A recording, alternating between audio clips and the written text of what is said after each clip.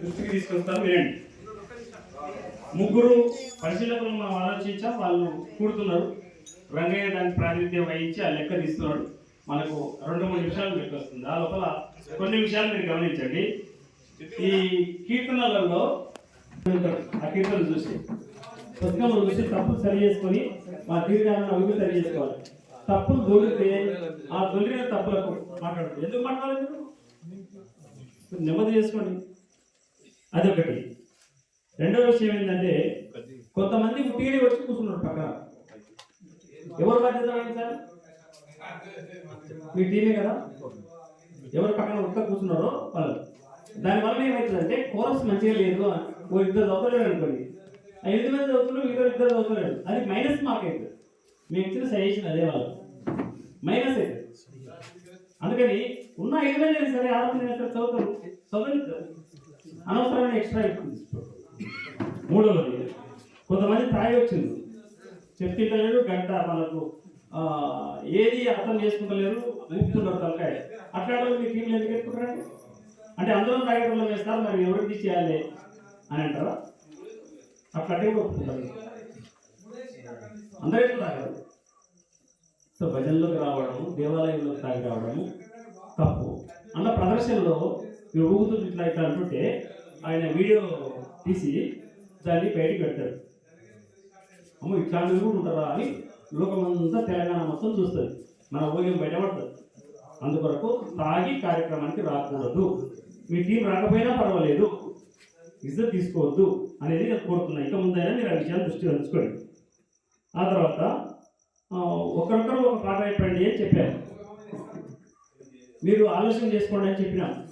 బయట ఉన్నప్పుడే ఎవరెవరు ఏ కీర్తన చెప్పాలని చెప్పి, అట్లా కాకుండా ఒకరు అయిపోకముందే ఇంకొకరు ఎత్తుకుంటున్నారు. అందరు కాదు, 2 టీంల జరిగింది. నేను పేరు చెప్తే వాళ్ళు బాధపడతారు, పేరు చెప్పరు. అందరికీ ఎవరికి తప్పిపోతే వాళ్ళకి గుండె జరుగుతుంది అనమాట. అందుకని అక్కడ పూర్తి కాకముందే వెంబడే అందుకోవడం. ఏది ఏ పట ఉలవసంతములాడుదమా గోపాలు నీళ్ళలో పడుదమా అని ముగింపు లోపల వెంబడే అందుకోవచ్చు. అవకులాన్ని అందుకున్నాడు. అదేమనుకుంటాడంటే ఆ అందుకునే టైం ఏమనుకుంటాడు, నేను గొప్పదనం అనుకుంటాడు. కానీ ఇతరులు గమనించి మార్పు తక్కువ వేస్తాడు. ఇవన్నీ కథలు ఉంటాయి. ఆ తర్వాత అవసరం లేని చోట కంఠం పెంచడం. ముద్దిచ్చి పోరానాయల్లా, తల్లి బిడ్డని ఎట్లా అడుపుతుందో అట్లా అడుకోవాలి. ముద్దిచ్చి పోరానాయల్లా అంటే కాదు, ఎప్పుడు రావాలి, చెప్పిలో రావాలి. కీర్తనం అంతా అయిపోయిన తర్వాత చెప్పాల్సింది. అంటే అక్కడ మందారం ఉంది. ఆ మందారంలో పిల్లవాడిని అడుక్కొని ఒక్కొక్క బుక్క యశోద తల్లి కృష్ణుని పెడుతుంటే తల్లి ఎక్కడ చందమామ రావే జాగిల్లి రావడంలో అట్లా ఆ పాటతో లాగని నేను కావాలన్నమాట. అందుకే ప్రతి పాటను గంభీరంగా నోరుగా గట్టిగా పాడి దాన్ని పాడి చేస్తే ఆ కీర్తనకు ఉన్నటువంటి దాని భావం అంతా చెడిపోతున్నారు. దీన్ని కూడా అర్థం చేసుకోవాలి. చాలా మందికి తగిన శిక్షణ లేదు. ఆ తర్వాత హార్మోనియం ప్రసక్తి 3 టీములు ఉన్నట్టున్నాయి. అంతే, మూడే ఉన్నట్టున్నాయి. మిగతా వాళ్ళది లేదు, హార్మోనియం లేదు. హార్మోనియం లేని పాట మతి లేని పాట, శృతి లేని మతి లేదు, అట్లేదు. అందువరకు దయచేసి కొద్ది పాట, పెద్ద శిక్షణ అవసరం లేదు. ఎవరైనా నేర్చుకోవాలి, సరిగా మనం నేర్చుకుంటే సరిపోతుంది, వచ్చేస్తాయి.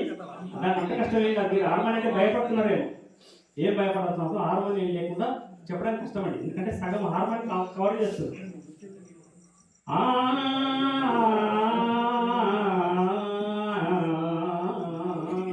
అంటే అది మనం కూడా వస్తుంది, నీ కంటాన్ని బలపరుస్తుంది, నీ శక్తి పెంచుతుంది.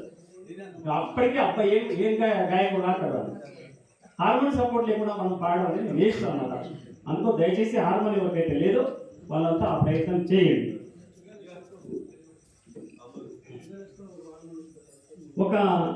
ఒక టీం నేను పేరు చెప్పాను, కానీ గాయకుడు వాడుతున్నాడు, పాడి మళ్ళీ కోరసంలో వాడుతున్నాడు. మీకు తెలిసి ఉంటుంది, మీరంతా అర్థం చేసిందో తెలియదు. అర్థమైన కోరసలు అంటే